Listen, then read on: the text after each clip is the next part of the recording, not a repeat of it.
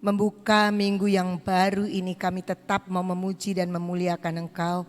Kami tetap merindukan firman kebenaran-Mu boleh mengisi hidup kami. Kami tahu Tuhan inilah hari yang baru yang Kau jadikan buat kami. Dan Engkau sendiri menyatakan kasih setia-Mu yang selalu baru setiap pagi. Terima kasih Bapa, biarlah pagi ini kami boleh meneduhkan diri dan hati kami untuk merenungkan akan sebagian daripada firman-Mu. Engkau yang berbicara kepada kami, Roh Kudus yang menuntun kami, menyingkapkan setiap rahasia daripada kebenaran firman-Mu. Dan kami mau menempatkan hati kami menjadi tanah yang subur untuk setiap benih firman-Mu boleh bertumbuh dan dimeteraikan dalam hidup kami. Terima kasih Bapak, di dalam nama Tuhan Yesus kami berdoa. Amin. Shalom, selamat pagi saudara-saudara yang ada di tempat ini maupun yang ikut streaming. Saya mengajak untuk kita sama-sama membaca dari Filipi 4 ayat 19. Filipi 4 ayat 19, menurut saya ini ayat yang semua orang sudah hafal ya. Kita akan baca sama-sama aja ya. 1 ayat, 2, 3.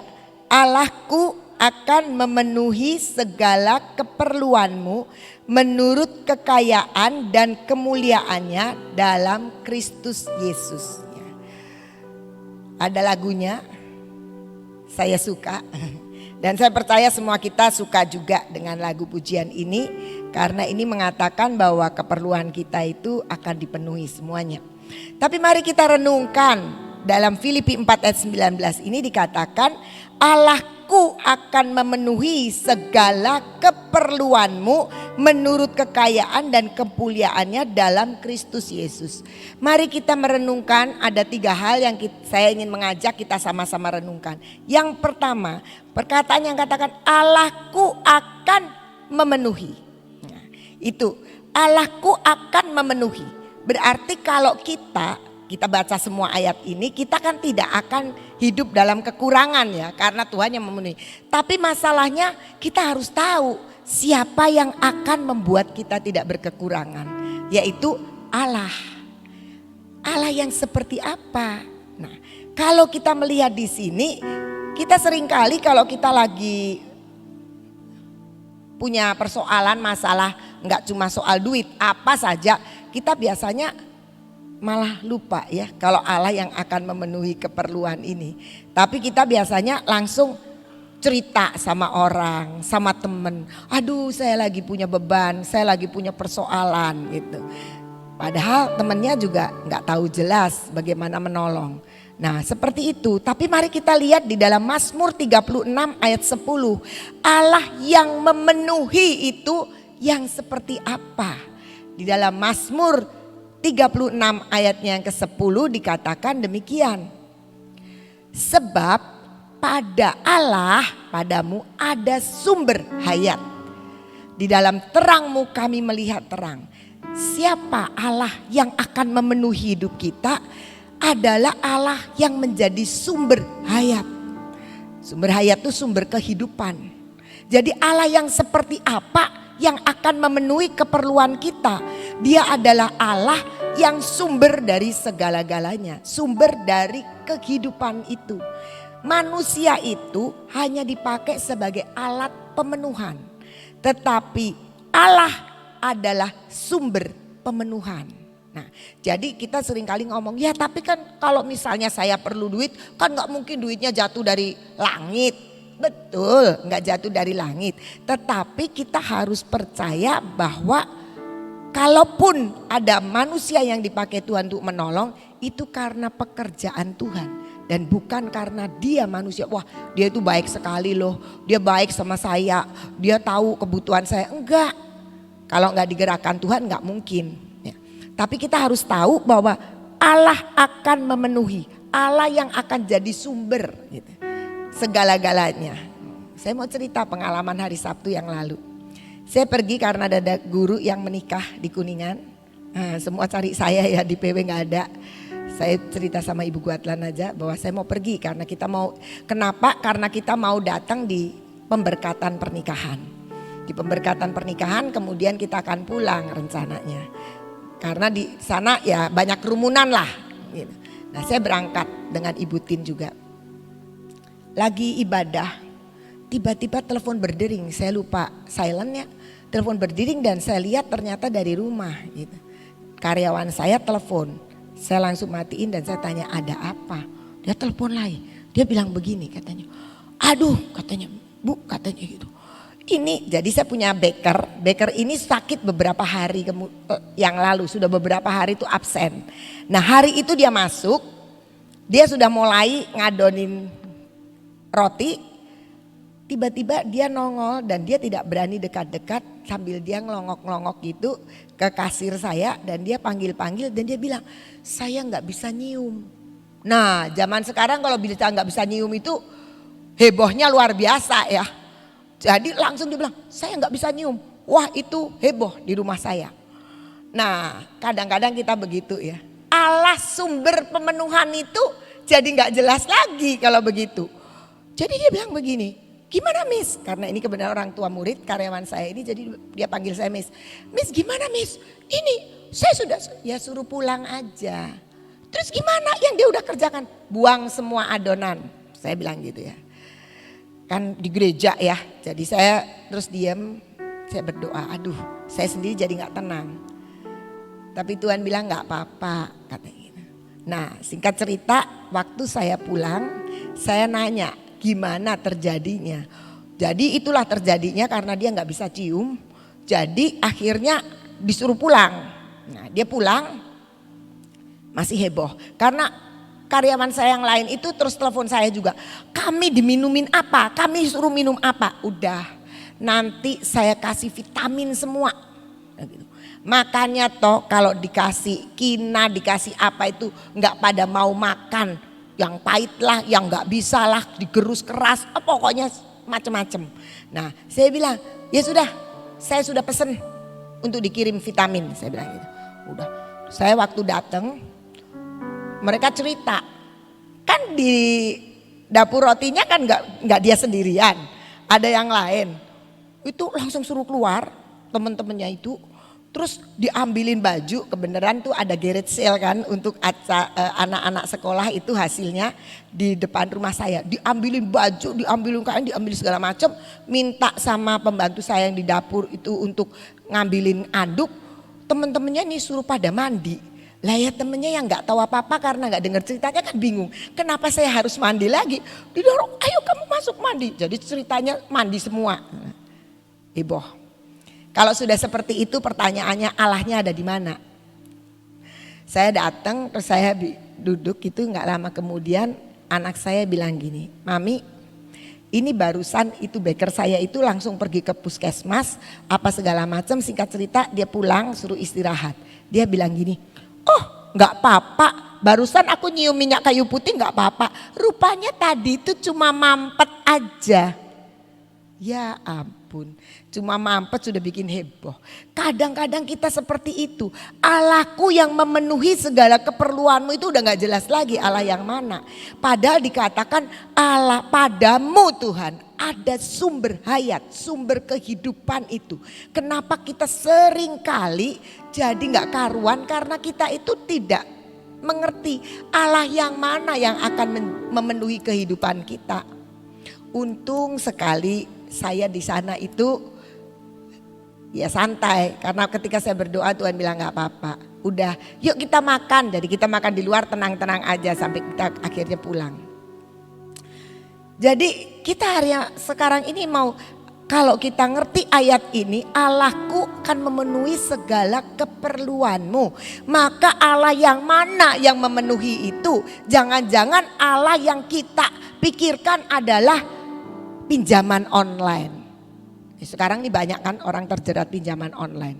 Atau mungkin teman-teman kita yang bakal nolong kita. Wah. Kadang-kadang kita sudah lupa. Ya habis Allah gak jelas sih. Jelas atau tidak sebenarnya kita. Bagaimana kita sedang bersekutu dengan Allah. Allah itu real. Tuhan itu sangat nyata. Kalau kita mau mengenal dia. Jadi di sini dikatakan Allahku akan memenuhi. Yang pertama kita harus tahu siapa Allah yang memenuhi itu. Yaitu Allah yang menjadi sumber hayat, sumber kehidupan kita. Itu yang kita nggak boleh lepas. Setelah itu kita akan dipimpin. Ketika kita mengandalkan Dia, Dia akan memimpin kita. Memang caranya Allah seringkali jauh dengan yang kita pikirkan, jauh dari apa yang kita mau. Allah memenuhi keperluan kita, Allah yang punya cara dan punya jalan untuk menolong kita. Kalau manusia seringkali kita minta tolong, ya udah entah tulus atau tidak, karena nggak enak mungkin dia akan memberi apa yang kita punya dan kita pikir itu suatu pertolongan. Padahal Allah punya cara untuk menolong dengan seperti yang Dia mau. Dan kita harus kenal bahwa Allah yang kita sembah yang akan memenuhi keperluan kita, yang pertama adalah Allah sumber kehidupan. Dan itu kita yang satu. Yang kedua dikatakan Allahku akan memenuhi segala keperluanmu menurut kekayaan dan kemuliaannya. Jadi Allah yang kita sudah kenal sebagai Allah sumber kehidupan itu, ketika Dia akan memenuhi keperluan kita, Dia punya ukuran sendiri dan kita harus kenal ukurannya. Ukurannya apa? Ukurannya adalah kekayaan dan kemuliaannya. Jadi kalau kekayaan kita tahu Allah itu punya segala-galanya ya. Kita lihat di Mazmur 50 ayat 12. Jika aku lapar, aku di sini Tuhan ya. Jika aku lapar, tidak usah kukatakan kepadamu, sebab punyakulah dunia dan segala isinya. Jadi Allah yang seperti apa tadi? Allah yang ketika Dia akan memenuhi keperluan kita, Dia pakai ukurannya, bukan ukuran kita. Kita seringkali ngukur, wah nggak bisa lah, nggak bisa, pasti nggak bisa, nggak ada yang bisa nolong saya. Kenapa? Karena kita pakai ukuran kita. Seberapa besar kita mengenal Tuhan, seberapa besar itu kita mengukur Dia. Tapi Tuhan bilang, aku ini yang punya dunia dan segala isinya. Dan aku akan memberikan kepadamu sesuai dengan kekayaanku. Dan kekayaan Tuhan itu gak bisa digoncangkan. Kemuliaan Tuhan itu gak bisa digoncangkan. Saya mendengar dari seorang teman, dia punya teman. Temannya ini kaya banget, menurut saya kayaknya luar biasa ya. Tiap tahun dia akan ngajak 10 temannya untuk jalan-jalan ke luar negeri. Dan kalau jalan-jalan ke luar negeri ini teman-temannya ini gak keluar duit sepeser juga. Semua dibayarin. Sampai visa pun dibayarin. Hebat sekali ya. Luar biasa ini. Udah kaya murah hati lagi. Orang kaya banyak tapi yang murah hati kan sedikit. Yang ingat temen ngajakin pergi jalan-jalan. Paling jauh-jauhnya mungkin kalau Cirebonnya ke Linggarjati kali ya. Tapi ini ke luar negeri. Hebat sekali. Kaya banget. Punya macem-macem lah. Nah teman saya ini anaknya kuliah di Jakarta. Tenang gak usah. Apartemenku ada yang kosong. Gak usah bayar. Pakai saja. Wah pakai. Hebat sekali ya. Tapi di masa pandemi seperti ini, tiba-tiba ngasih kabar, aku harus jual banyak aset. Pekerjaanku sudah tidak seperti yang dulu lagi. Dan kemudian salah satu yang mau dijual adalah apartemen itu. Itu manusia. Sekaya seperti apa, semurah hati seperti apa, ada pandemi bisa kegoncang. Tapi Tuhan bilang, aku akan memberikan keperluanmu menurut kekayaanku. Dan kekayaanku itu tidak tergoncangkan. Jadi kekayaan Tuhan tuh gak melorot, oh jatuh sahamnya turun, oh dia jadi turun duitnya jumlahnya terus nanti sahamnya naik. Tuhan kita gak seperti itu. Dia bilang aku yang punya dunia dan segala isinya. Aku yang menciptakan. Dari yang tidak ada jadi ada. Ukuran yang seperti itulah yang akan aku sediakan dan aku berikan bagi kebutuhanmu, keperluanmu. Nah tapi seringkali kita itu gak bisa nikmati karena kita mengukur Tuhan dengan ukuran kita. Ketika kita mengukur Tuhan dengan ukuran kita, kita akan bilang, aduh gak ada yang bisa nolong aku lah, pusing sekali. Yang bisa nolong aku bank, yang bisa nolong aku pinjaman online. Yang bisa nolong aku itu temanku yang duitnya banyak. kita berpikir begitu. Padahal di atas segala-galanya Tuhan yang punya segalanya. Kenapa kita tidak pakai ukurannya? Saya punya adik seorang bankir. Dia pernah pesan sama saya bilang begini, Ci, jangan suka pinjem di bank. Loh, dia orang bank loh. Jangan suka kredit bank. Kenapa? Manis di depan, pahit di belakang. Bank itu baik kalau lagi mau pinjem, tapi dia akan jadi jahat ketika kamu mau ditagih dan kamu gak bisa. Loh, dia tuh orang bank loh, bilang begitu. Saya bilang, ya Allahku memenuhi segala keperluanku. Kecuali pinjem di bank karena disuruh Tuhan. Loh, kok Tuhan nyuruh? Loh, Tuhan itu tahu level iman kita. Tuhan itu tahu keadaan kita. Tapi kalau dia yang nyuruh, dia akan jamin kita gak akan ujung-ujungnya kita akan disita, gak akan. Tapi saya mau katakan di sini bahwa sebenarnya kita punya Allah yang punya dunia dan segala isinya. Pandemi tidak pernah mengurangi kekayaannya. Pandemi tidak pernah mengurangi hikmatnya. Pandemi tidak pernah mengurangi kuasanya. Pandemi tidak pernah menyurutkan kemuliaannya. Dia tidak pernah tergoncangkan. Siapa? Dia adalah Allah yang memenuhi segala keperluan kita. Allah yang kekayaannya itu stabil. Ya, dia punya segala-galanya. Bahkan dia bisa mengadakan apa yang tidak ada menjadi ada. Allah yang ajaib sekali. Terlalu banyak kalau kita mau dengar cerita bagaimana Allah menolong setiap orang percaya yang sungguh-sungguh. Yang ketiga dikatakan demikian. Allahku akan memenuhi segala keperluanmu menurut kekayaan dan kemuliaannya dalam Kristus Yesus. Jadi kita tahu bahwa akses untuk kita terima keperluan, kita terima pertolongan Tuhan, itu aksesnya Yesus Kristus. Jadi ayat ini cuma berlaku untuk orang yang sudah terima Yesus sebagai Tuhan dan Juru Selamatnya.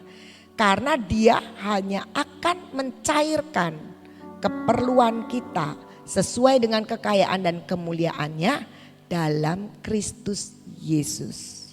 Kita buka di Yohanes 14 ayat 6. Pasti semua sudah hafal. Yohanes 14 ayat 6 dikatakan, kata Yesus kepadanya, akulah jalan dan kebenaran dan hidup. Tidak ada seorang pun yang datang kepada Bapa kalau tidak melalui aku. Kita hanya seringkali berpikir ayat ini buat ayat tentang keselamatan saja. Keselamatan itu bukan cuma jiwa saja, tapi keselamatan hidup kita di dunia ini juga. Akulah jalan. Jadi Tuhan itu selalu bisa menjadi jalan untuk setiap masalah kita. Dia adalah kebenaran, di dalam dirinya tidak ada yang salah. Dia kebenaran dan hidup. Hidup memberikan kepada kita kehidupan. Kehidupan yang seperti apa? Hidup yang berkelimpahan. Tuhan bilang aku datang memberikan hidup yang kelimpahan. Jadi tidak ada seorang pun yang bisa memiliki hubungan dengan Bapa kalau tidak lewat Yesus Kristus.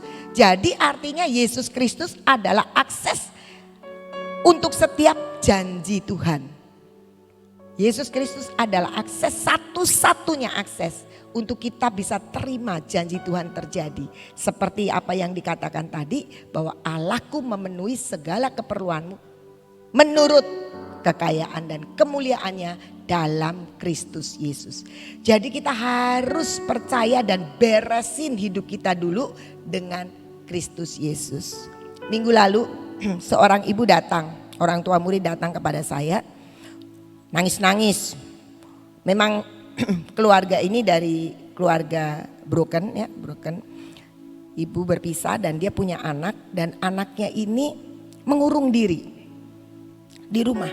Tadinya tidak mengurung diri, nggak bikin tugas, sedangkan ini lagi PAT ya, penilaian akhir tahun. Dia tidak ikut PAT. Bukan soal admin, tapi soal anak ini nggak jelas lah begitu.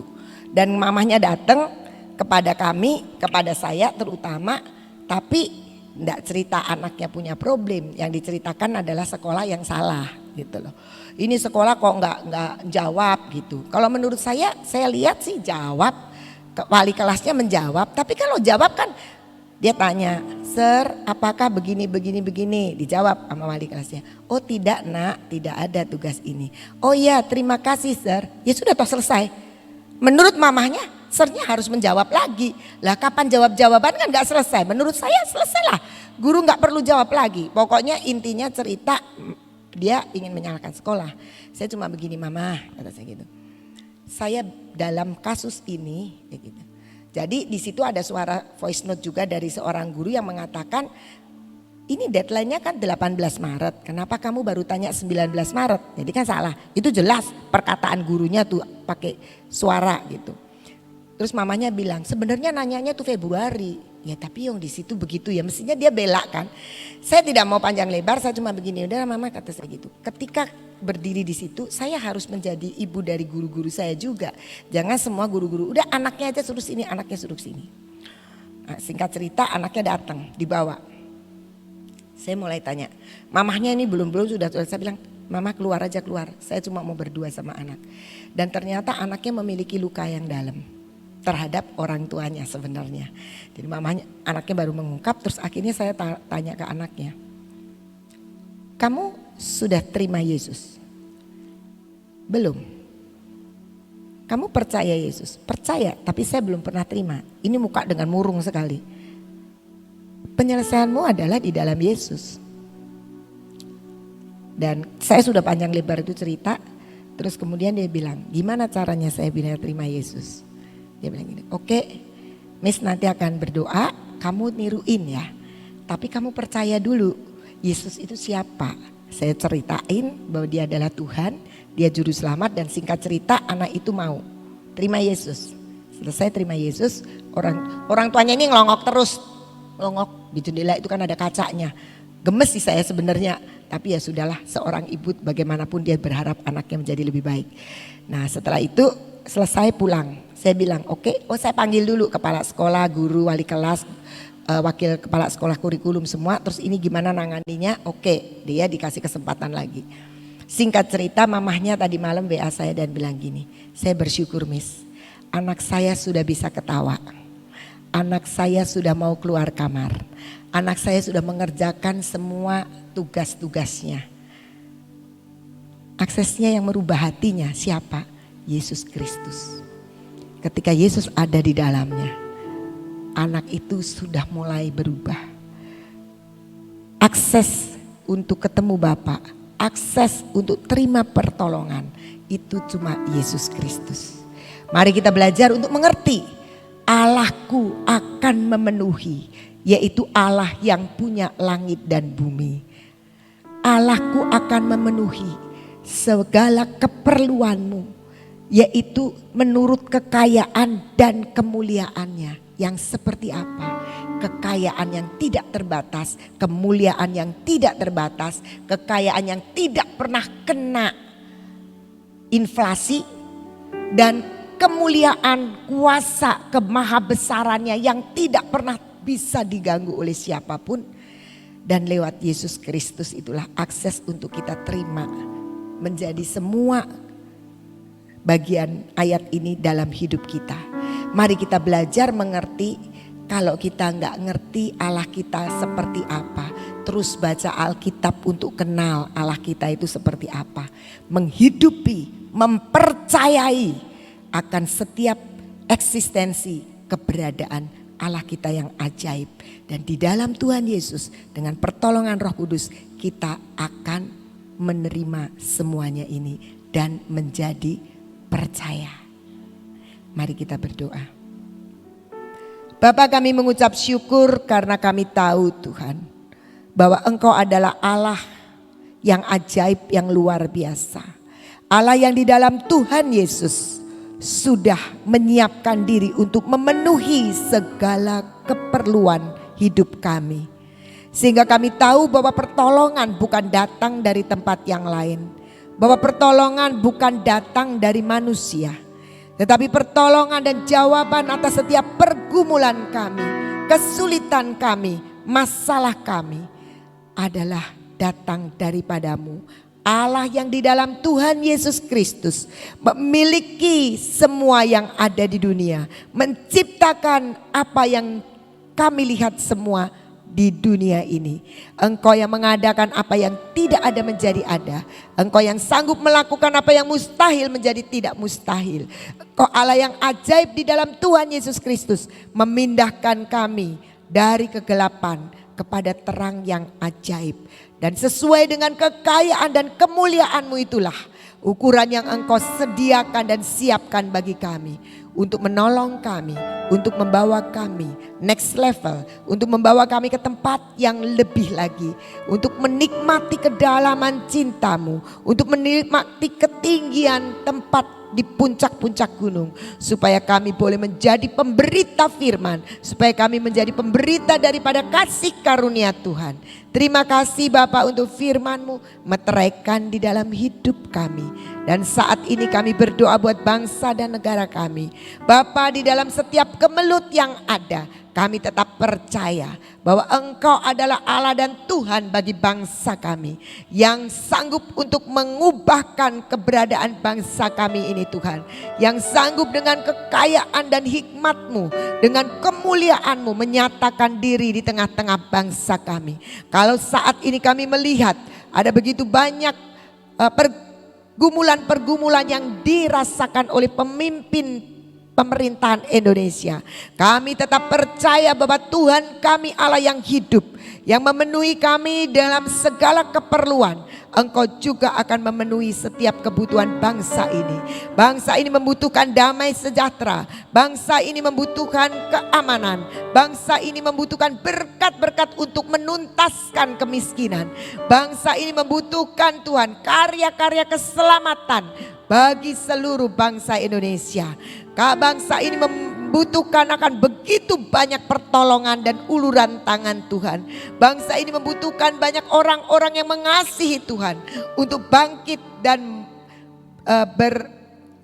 berdoa untuk bangsa ini. Bapak, bangsa ini membutuhkan pemimpin-pemimpin yang takut akan Tuhan. Bangsa ini membutuhkan orang-orang bijak untuk dapat mengelola seluruh kekayaan yang ada di bumi Indonesia. Dan kami percaya Engkaulah Tuhan dan Allah yang sanggup memenuhi semua kebutuhan atas bangsa ini. Mari Tuhan, Kau nyatakan Tuhan sesuai ukuran kekayaan dan kemuliaan-Mu.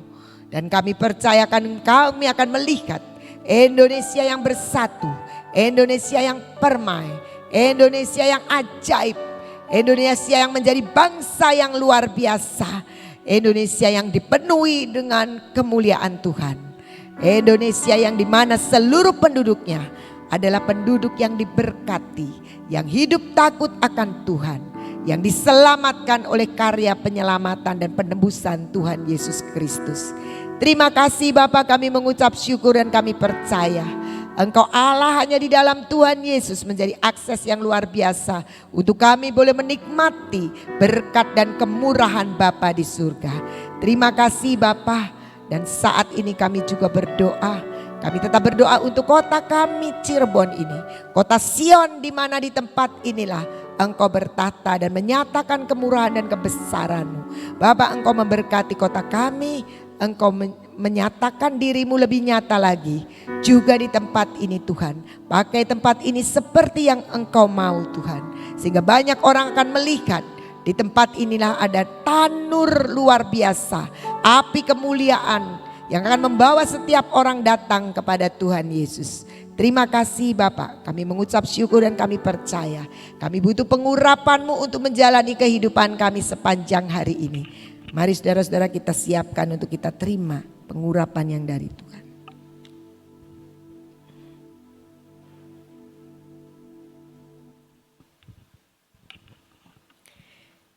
Biarlah kasih dan kemurahan Tuhan yang memenuhi hidup kami dan membuat kami, setiap kami Tuhan, yang dimeteraikan oleh pengurapan-Mu ini, boleh mengenal akan Allah yang di dalam Tuhan Yesus Kristus memenuhi segala keperluan kami.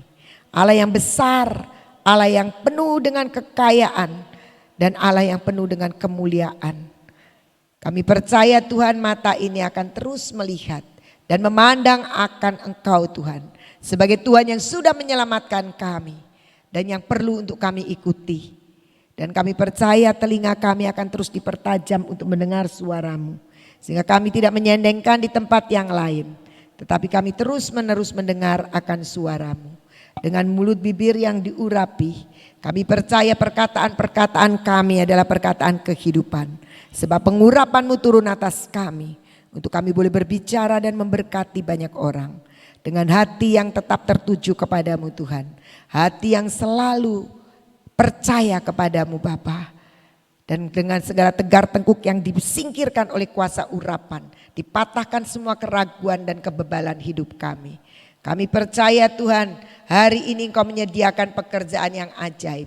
Tangan-tangan kami akan mengerjakannya. Dan Engkau memberkati tangan-tangan kami ini.